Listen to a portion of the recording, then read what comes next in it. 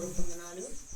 నా యొక్క సాక్ష్యం ఏంటంటే, నన్ను దేవుడు గడిచినటువంటి 49 సంవత్సరాలు నా యేసయ్య నన్ను కాచి కాపాడి తన బలిష్టమైన రెక్కల చాటు నన్ను భద్రపరుచుకొని ఈ 50వ సంవత్సరం నన్ను ప్రవేశపెట్టాడు.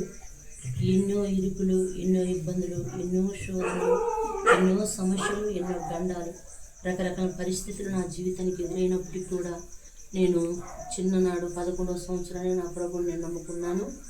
15 సంవత్సరాల కల్లా నా జీవితాన్ని ప్రభువు సమర్పించుకొని నేను ప్రభువులు సాగుతున్న నా జీవితాన్ని నా 11వ ఏట నా చెయ్యి నా యేసయ్య చేతికి అప్పగించినాను.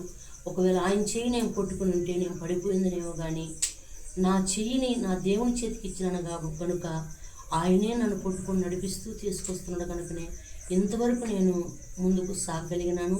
నా కొరకు, నా పరిచర్య కొరకు మీకు అందరికీ తెలిసినటువంటి విషయమే. నేను సమర్పణ సేవకురాల్ని. నా మందిరం కొరకు సర్వాధికారి ప్రార్థనా మందిరం మాది.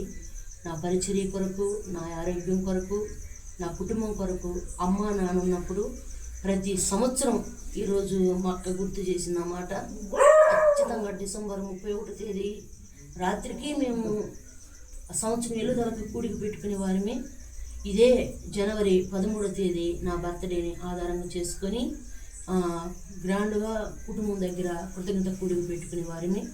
అలాంటిది కొన్ని కారణాలను బట్టి, కొన్ని పరిస్థితులను బట్టి ఆ ప్రార్థనలకు నేను ఆపుకోవడం జరిగింది. అమ్మ నాన్న చనిపోయిన తర్వాత ఇక నేను ఆ కూడికలను కట్ట ఆపేసుకొని పోయిన సంవత్సరం నుండి ఈ సంవత్సరం నుండి దైవ సేవకుడు తమ్ముడు రత్నకుమార్ని తన కుటుంబాన్ని పిలుచుకొని దేవుని యొక్క సేవకులు దీవెనమ్మ నిరుడంటే నా తమ్ముడు అల్లుడు ఒక సేవకుడుగా ఉన్నాడు.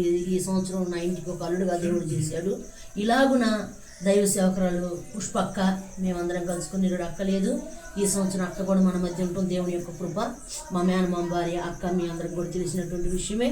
అందరం ఈ విధంగా కలుసుకొని ఈ విధంగా ప్రభువుని ఆరాధిస్తున్నామంటే నా గొప్పతనం, నా నీతి, నా భక్తి కాదు కానీ దేవుని యొక్క ఉచితమైన కృపే. ఉదయం వరకు కూడా నాకు ఆరోగ్యం లేకుండా ఉన్నది. అలాంటిది నాకు ఈ దినం ఆయన కృపను ఇచ్చిందంటే అందుకు దేవుని కోట కొన్ని కృతజ్ఞతలు చెల్లించుకుంటూ నా సాక్ష్యాన్ని ముగించుకుంటున్నాను.